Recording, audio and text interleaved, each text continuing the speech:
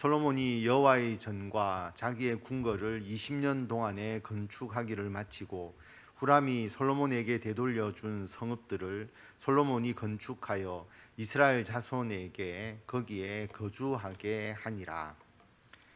솔로몬의 모든 역사가 마쳐졌다. 하나님의 성전 7년 동안 건축을 하고 궁궐을 13년 동안 건축을 합니다. 그래서 20년 동안의 대역사를 마무리했습니다. 그리고 솔로몬이 후람에게 자신을 도와준 것에 대한 감사의 마음으로 갈릴리 20성읍을 솔로몬이 후람에게 주었죠. 그런데 후람이 이 20성읍이 쓸모없는 땅이다라고 생각을 하고 다시 솔로몬에게 되돌려 주었습니다. 그런데 솔로몬은 다시 돌려받은 그 성읍들을 거기에 성을 건축을 해서 이스라엘 백성들이 거주할 수 있는 땅으로 바꾸었다라고 하는 것입니다. 이러한 성읍을 건설하는 또 역사가 계속 있었음을 알 수가 있습니다.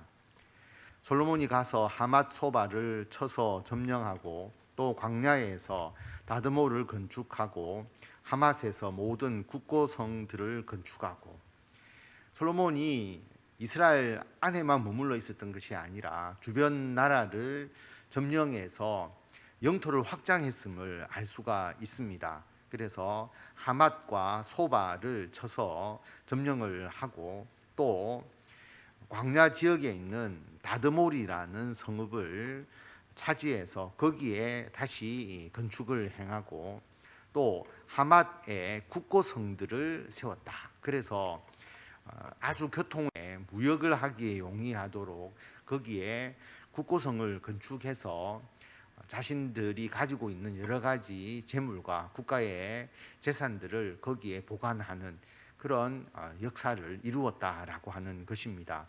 또 윗 벳호론과 아래 벳호론을 건축하되 성벽과 문과 문빗장이 있게 하여 견고한 성읍으로 만들고 또 바알랏과 자기에게 있는 모든 국고성들과 모든 병거성들과 마병의 성들을 건축하고 솔로몬이 또 예루살렘과 레바논과 그가 다스리는 온 땅에 건축하고자 하던 것을 다 건축하니라.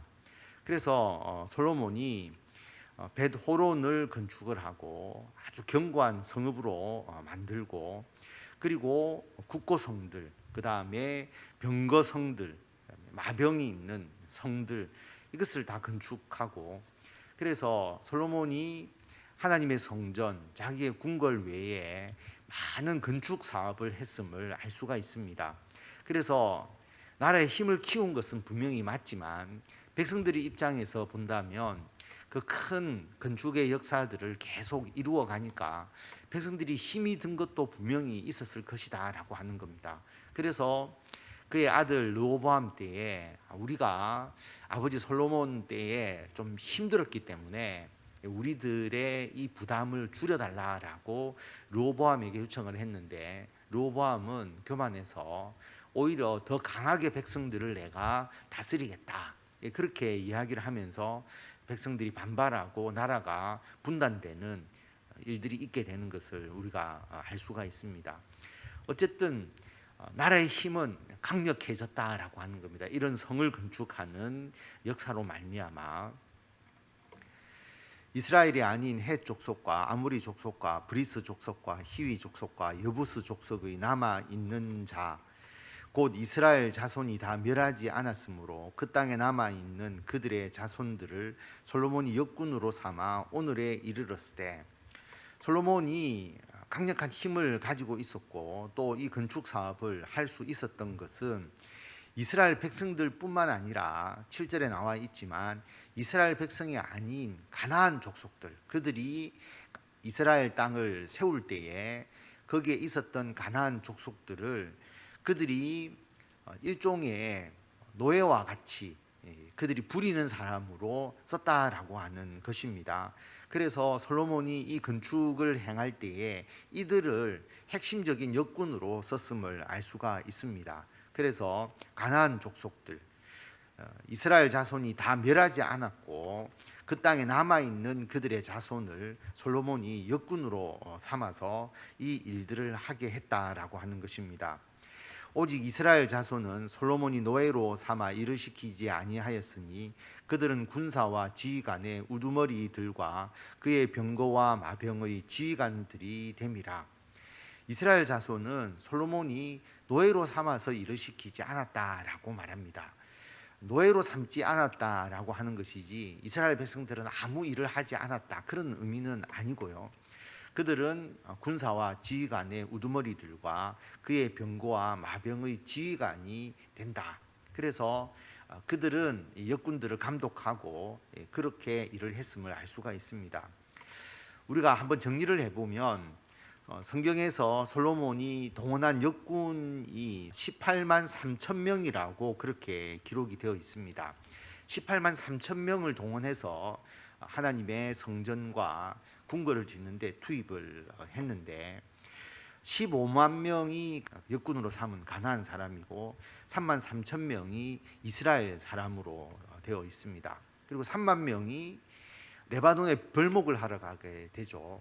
10,000명씩 3교대로 레바논 땅에 벌목을 하러 가게 됩니다. 백향목을 가져오기 위해서. 그래서 이 사람들은 노예로 삼지 않았다라고 하는 것은 대가를 받고 일했다라고 하는 거죠. 그래서 이스라엘 백성들은 노예처럼 일을 한 것은 아니고 하나님의 나라를 위하여 그들이 자원을 했을 것이고 그리고 솔로몬이 필요할 때 분명히 대가를 지불하면서 일에 투입을 했을 것이다 라고 하는 겁니다. 그래서 이스라엘 자손들이 부담이 없었던 것은 분명히 아니다. 그 건축 사업에 있어서 충분히 그들도 힘들었음을 나중에 알 수가 있습니다. 솔로몬 왕의 공장을 감독하는 자들이 250명이라 그들이 백성을 다스렸더라. 솔로몬 왕의 공장, 여기서는 기능공을 말합니다. 기술자를 말하죠. 기술자를 감독하는 자들도 250명이 있었고 그들이 백성을 다스렸다라고 말합니다. 11절에는 솔로몬이 바로의 딸을 데리고 다윗 성에서부터 그를 위하여 건축한 왕궁에 이르러 이르되 내 아내가 이스라엘 왕 다윗의 왕궁에 살지 못하리니 이는 여호와의 궤가 이른 곳은 다 거룩함이니라 하였더라. 솔로몬이 바로의 딸과 결혼을 하잖아요. 긍정적인 측면으로 본다면 이스라엘의 위상이 이 정도로 대단했다.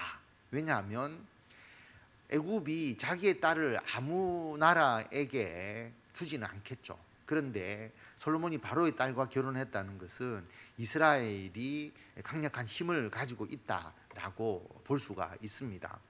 그러나 바로의 딸과 결혼을 하게 됨으로써 애굽의 우상이 이스라엘에 들어오게 되는 그런 문제가 분명히 있게 되는 것이죠.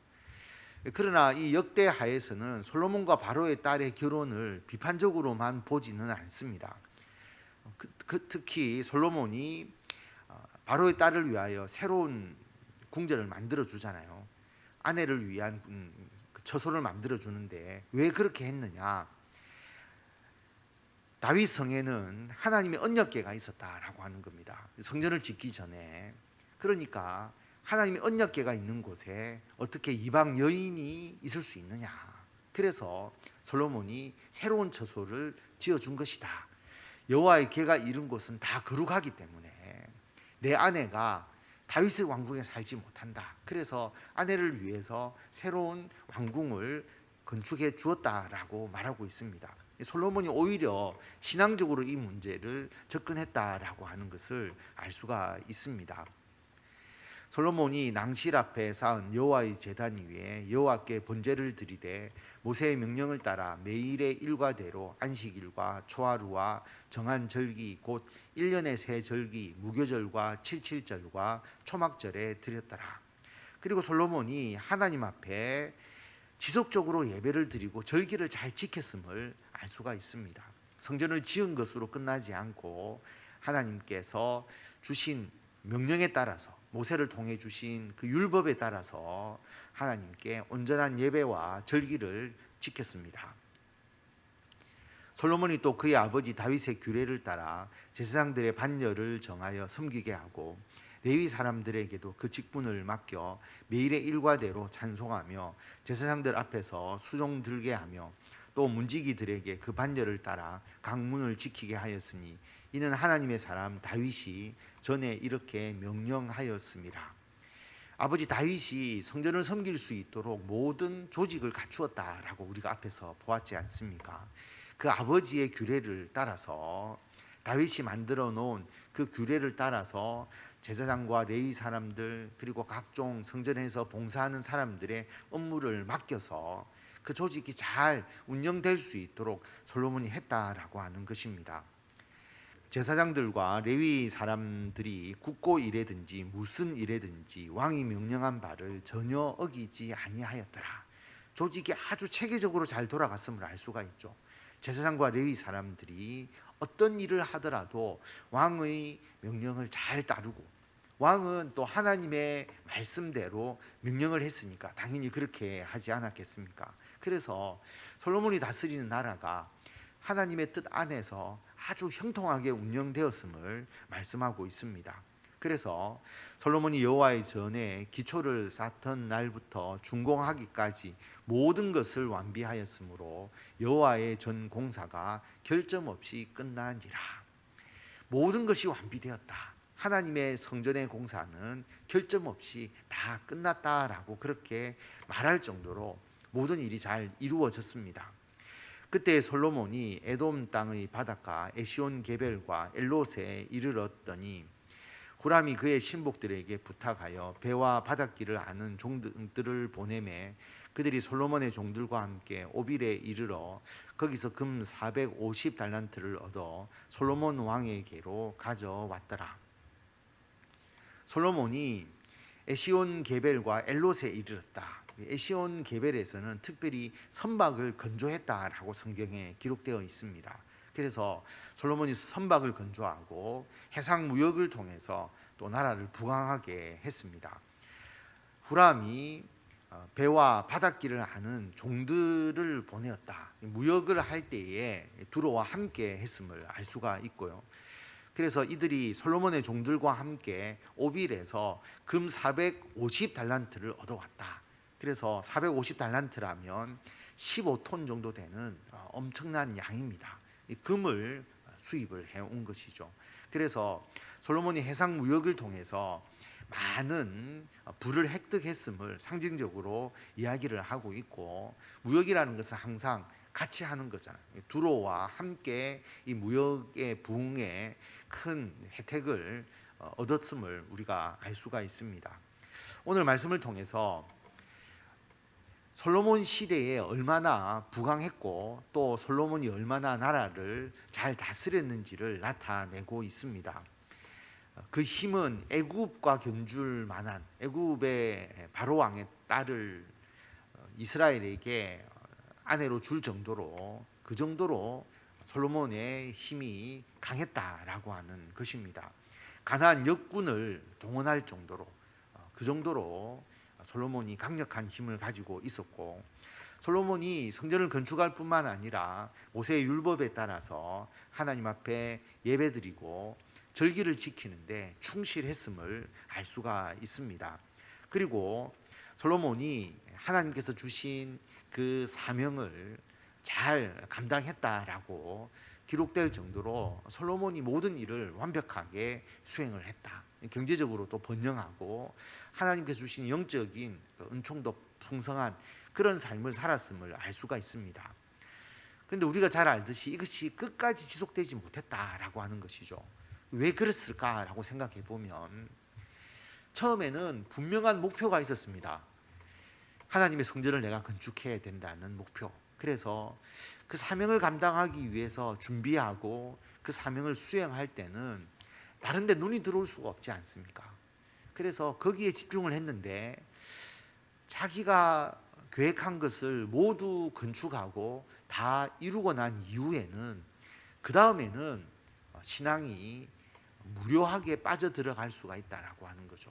그래서 자기의 목표와 자기의 사명을 잃어버리게 되고, 그렇게 되었을 때 자기의 그 아내들로 인하여서 생긴 여러 우상들, 거기에 솔로몬이 이제 빠져들 수밖에 없는, 그 아내를 통해서 우상 숭배의 미혹에 넘어갈 수밖에 없는 그런 상황이 되었음을 알 수가 있습니다.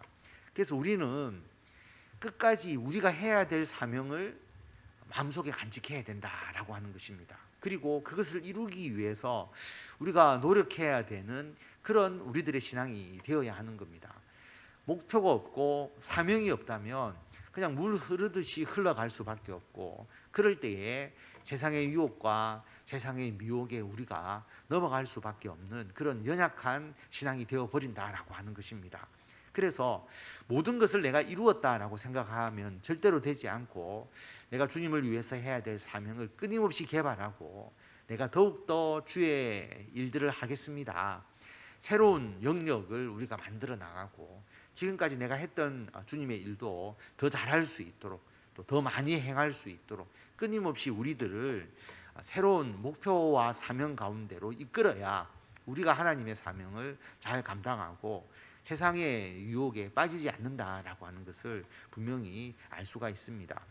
물론 솔로몬이 우상숭배에 빠져서 하나님을 모르고 죽은 게 아니고 다 회개하죠. 그래서 전도서를 보면 자기가 살아왔던 모든 삶이 헛되구나, 그것을 이야기하면서 하나님을 경외하는 것이 모든 것의 가장 중요한 것이다, 창조주를 기억해야 된다, 이것을 자신의 후손들에게 가르치고 알려주는 것처럼 솔로몬은 하나님의 사람임이 분명합니다. 그러나 솔로몬이 후회할 정도의 그의 삶에 좋지 않은 부분도 분명히 있었다라고 하는 것이죠. 그런 삶이 되지 않기 위해서 우리가 오늘 읽은 이 역대하 8장과 같은 삶이 처음부터 끝까지 지속될 수 있도록 우리도 하나님 안에서 항상 깨어있고 우리들의 새로운 사명을 위해서 도전해 나가고 열심을 다하시는 성도 여러분들이 다 되시기를 바랍니다.